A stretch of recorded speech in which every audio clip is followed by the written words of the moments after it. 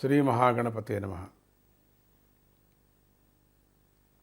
ಹನುಮಂತನು ತುಂಬ ಬೇಜಾರಾಗಿ ಎಲ್ಲೂ ಸೀತೆ ಸಿಕ್ಕಲಿಲ್ಲ ಅಂಥೇಳಿ ಯೋಚನೆ ಮಾಡ್ತಾ ಕೊನೆಗೆ ಕರ್ತವ್ಯದ ಕಡೆ ಬಂದಾಗ ಮೇಲೆ ಸೌಧದ ಮೇಲೆ ಕೂತ್ಕೊಂಡು ಒಂದು ಸತಿ ನೋಡಿದಾಗ ಅಲ್ಲಿ ಯಾವುದೋ ಒಂದು ವನ ಕಾಣಿಸುತ್ತೆ. ಆ ಅಶೋಕವನವು ರಾವಣನ ರಾಜನಗರದ ಪ್ರಾಕಾರದಲ್ಲೇ ಸ್ವಲ್ಪ ಇಳಿ ಪ್ರಾಂತ್ಯದಲ್ಲಿತ್ತು ಅಂತ ಅಂದ್ಕೊಂಡ್ವಲ್ಲ. ಹನುಮಂತ ಈಗ ಬೆಟ್ಟದ ಮೇಲಿದ್ದ ವಿಮಾನ ಭವನದ ಮೇಲಿನ ಮಹಡಿಯಲ್ಲಿದ್ದ. ಅಲ್ಲಿರ್ತಕ್ಕಂಥ ಪುನಃ ಸೀತಾದೇವಿಗೋಸ್ಕರ ಹೊರಡಬೇಕು ಅಂದ್ಕೊಂಡಾಗ ಅವನ ಜೀವ ನಡುಗಿತು. ಮುಕ್ಕೋಟಿ ದೇವತೆಗಳಿಗೂ ಪ್ರತ್ಯೇಕವಾಗಿ ವಂದನೆ ಸಲ್ಲಿಸಿ ರಾಜಭವನದ ಶಿಖರದಿಂದ ಅಶೋಕವನದ ಪ್ರಾಕಾರಕ್ಕೆ ಒಂದೇ ಒಂದು ಜಿಗಿತದಲ್ಲಿ ಧುಮುಕಿದ. ಏಕೆಂದರೆ ಸಮಯ ಬೆಳಕರಿದು ಬಿಟ್ರೆ, ಯಾಕೆಂದರೆ ಇಲ್ಲಿಂದ ಹೊರಡಬೇಕಾದ್ರೆ ಇನ್ನೂ ಸಮಯ ಆಗತ್ತೆ. ನಡ್ಕೊಂಡು ಚಿಕ್ಕ ಕಪಿ ಥರ ಹೋಗಬೇಕಾದ್ರೆ, ಬರುವಾಗ ಹೇಗೋ ಬಂದ, ಈಗ ಚಿಲಿಪಿಲಿಯಾಗಿ ಸ್ವಲ್ಪ ಹೇಳ್ತಾ ಇದ್ದಾರೆ.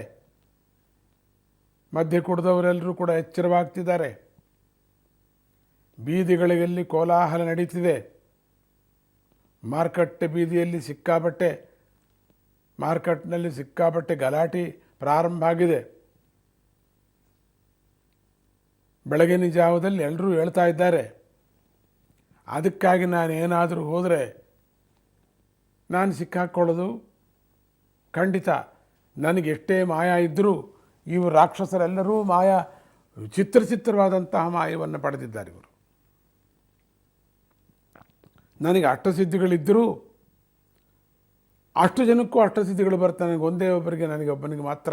ಆದರೆ ಅಷ್ಟು ಜನಕ್ಕೂ ಬೇರೆ ಬೇರೆ ರೀತಿಯಲ್ಲಿ ನಾನು ಯಾವುದೋ ಒಂದು ಸಿದ್ಧಿ ಮಾಡಿದರೆ ಇನ್ಯಾರೋ ಒಂದು ಸಿದ್ಧಿಯೇನೋ ಮಾಡ್ತಾರೆ, ಅವರೇನೋ ಮಾಡಿದ್ರೆ ಇವರೇನೋ ಮಾಡ್ತಾರೆ. ನನಗೆ ನಡುಗುತ್ತಾ ಇದ್ದಾನೆ ಒಳಗಡೆ ಯೋಚನೆ ಮಾಡ್ತಿದ್ದಾನೆ. ನಾನು ಖಂಡಿತ ಸಿಕ್ಕಾಕೊಂಡ್ಬಿಡ್ತೀನಿ. ನಾನು ಏನಪ್ಪ ಮಾಡೋದು ನಾನು? ಆದರೆ ಆ ಅಶೋಕವನಕ್ಕೆ ನಾನು ಹೋಗಬೇಕು. ಸಮಯವಾಗ್ತಾ ಇದೆ. ಸೂರ್ಯೋದಯ ಪ್ರಾರಂಭ ಆಗ್ತಾ ಇರುವಾಗಿದೆ. ಜಾವಗಳೆಲ್ಲ ಕಳೆದು ಹೋಯಿತು. ಕೊನೆಯ ಜಾವದ ಮೊದಲನೆಯ ಪಾದದಲ್ಲಿದ್ದೀವಿ ನಾನು. ಏನಪ್ಪ ಮಾಡಲಿ ನಾನು ಅಂಥೇಳಿ ಆ ಅಶೋಕವನ ಪ್ರಾಕಾರಕ್ಕೆ ನಾನು ಹೋಗಬೇಕು ಅಂಥೇಳಿ ಮುಕ್ಕೋಟಿ ದೇವತೆಗಳನ್ನು ಪ್ರಾರ್ಥನೆ ಮಾಡ್ತಾನೆ. ರಾಮ ರಾಮ ಅಂಥೇಳಿ ಒಂದಾವರ್ತಿ ಪರಮಾತ್ಮನ 16 ಸತಿ ರಾಮ ರಾಮ ಅಂತ ಹೇಳ್ತಾನೆ. ಮತ್ತೆ ತನ್ನ ಸರ್ವಶಕ್ತಿಗಳನ್ನು ಕ್ರೀಡಿಸ್ಕೊಂಡ. ಆ ದೇವತೆಗಳು ಹೊಗಳಿದ್ದನ್ನು ಒಂದು ಸತಿ ಜ್ಞಾಪಿಸ್ಕೊಂಡ. ದಾರಿ ಮಧ್ಯದಲ್ಲಿ ಬರುವಾಗ ಮೊದಲನೇ ಹೊಗಳಿಕೆ ಅದನ್ನು ಕೇಳಿರಲಿಲ್ಲ ಅಂತ ನಾವು ಅಂದ್ಕೊಂಡ್ವಲ್ಲ, ಈಗ ಅದನ್ನು ಉಪಯೋಗಿಸ್ಕೊಂಡ. ಕೊನೆಯಲ್ಲಿ ಹೊಗಳಿರ್ತಕ್ಕಂಥದ್ದು ಕೇಳ್ದ.